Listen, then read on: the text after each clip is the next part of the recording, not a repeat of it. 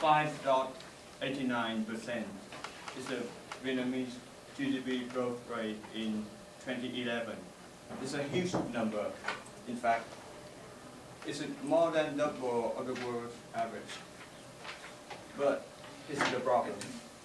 Vietnam GDP is only about $1,400 a year. That means it's just more than $100 a month per person in Vietnam. Can you imagine that number? So small. And most of us like spend $100 a week. And that is just like more than $100 per month per Vietnamese. And that number is so small that it's not even close to 1/5 of the world average. 1/5 of the world average.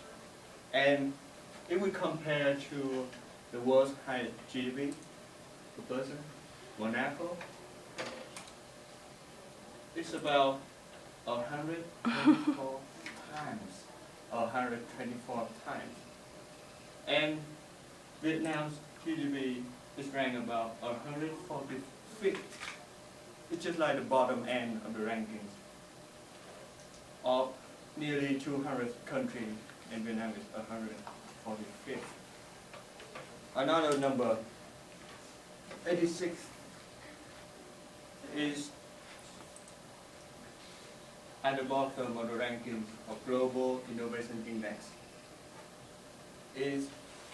So the Global Innovation Index is by INSIS and WIPO.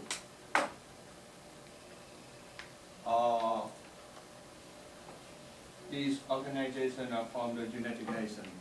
Rank Vietnam 86 out of 100 countries. It's at the bottom end, right? At the bottom end. Let's move to something less abstract, something more concrete number. 2%. In 2008, Intel gave an evaluation test to more than 2,000 Vietnamese IT students, and only 2% or 40 students were sufficiently enough to be skilled, to be hired. Only 2% are good enough to be hired. And Intel claimed that this is their worst evaluation test ever. Their worst evaluation test ever.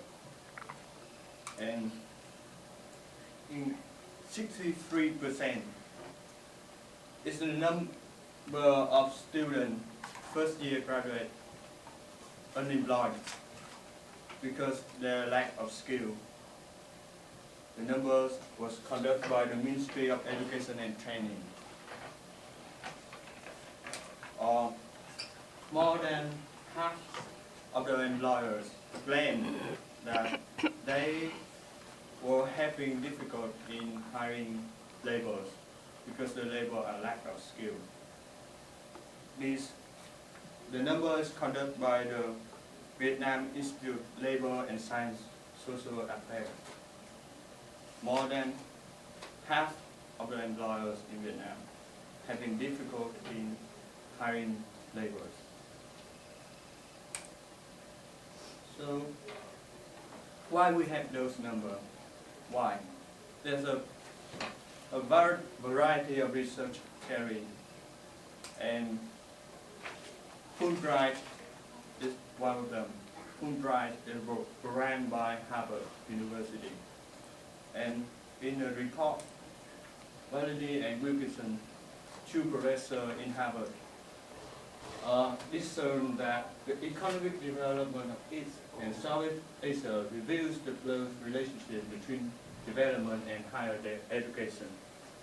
They claim the education for those problems Vietnam are facing. And within the Prime Minister of Vietnam, earlier this year, a few months ago, he stressed out that Vietnam education system is inadequate, and teaching quality remains a severe problem for the nation. Another guy, Hoan Vinh, he's considered to be the most accomplished scientist in Vietnam. He also observed that Vietnam education system had long been an impediment to the country's development. So, why? Why we have education crisis? Why? Most of the researchers blame the government for the problem. And right, the government is the authority, they have the control of everything. And Valerie and Wilkerson also discern that the government is the most immediate cause of today's crisis. Well, but is it the only problem? Is it the only cause? Well, nothing is the ultimate cause for something, right? Today I'm going to talk about the cause that have been neglected. The historical legacy and culture. First, I'm going to talk about historical legacy. Vietnam has a tragic history of being invaded by the Empire of China of more than 1,000 years, and by the French colonial empire for more than 100 years. And both invaders' government, both the invaders' refugees, established the policy of assimilation and obscurantism. Why? To strengthen their influence to Vietnam.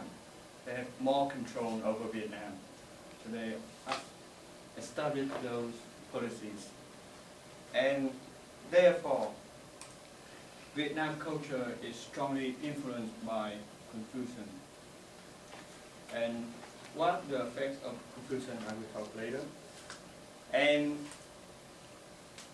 because the French colonial empire developed so poorly in Vietnam education system, so that Vietnam has a weak institutional foundation to build on after the revolution. After we defeat the French, we have very weak institutional foundations. And the second thing is culture. I wonder why they neglect the culture. The BBC News has an interview with, and they conduct that cultural aptitudes have big impact on purpose aptitude to learning, the way they learn and are taught, the way they get respect, okay, and form education. But Vietnam students living in a strongly influenced Confucian society are strongly impacted. And here's the quote from Mary Blank, Rethinking Vietnam. The first thing that Confucian impact the student is that the relationship between the teacher and student. Because Confucian has always strengthened the teacher status. Vietnamese students always neglected and not encouraged to interact with the teachers. So if the teacher is wrong, they cannot argue or discuss that. They always think that the teacher must be right all the time. And as the part of education, Confucian always focus on to be right, not to be wrong. They shape people to talk writing, to do writing, and however, so Confucian argues that if you're not prepared to be wrong, we never come up with anything original. And that, so you get it? And another thing about Confucian is that it's affect people. It makes Vietnam a collectivist society. And as we went high, so in Vietnam, Vietnamese individuals always shy away from standing out, and they always have a thinking that to reach failure in a group setting is to reach losing faith among young peers, and it consistently contributes to this number, 76. And you can see in the notes, 76. The GGI, the Global Innovation Index, investing not only the patents, but how the score of the country to develop something. And we rank 86, it's the bottom of the ranking. And another thing about conclusion, this is supposed to be a good custom. However, many Vietnam have a thinking of the higher the payment, the higher the education, the better the education. The higher the what? The higher the payment, to pay the fees. And that contributes to the high fees of extra study. You can read about extra study in the notes. And they also think that the higher the education, the higher the status. And as Pham Minh Hai, the former Minister of Vietnam Ministry of Education and Training, is shown that this practice of persuading social status is one of the main causes of buying fake degrees. And you can look at it in the note at the very bottom end. One of the most common cases of Vietnam education corruption. And what I want to talk is that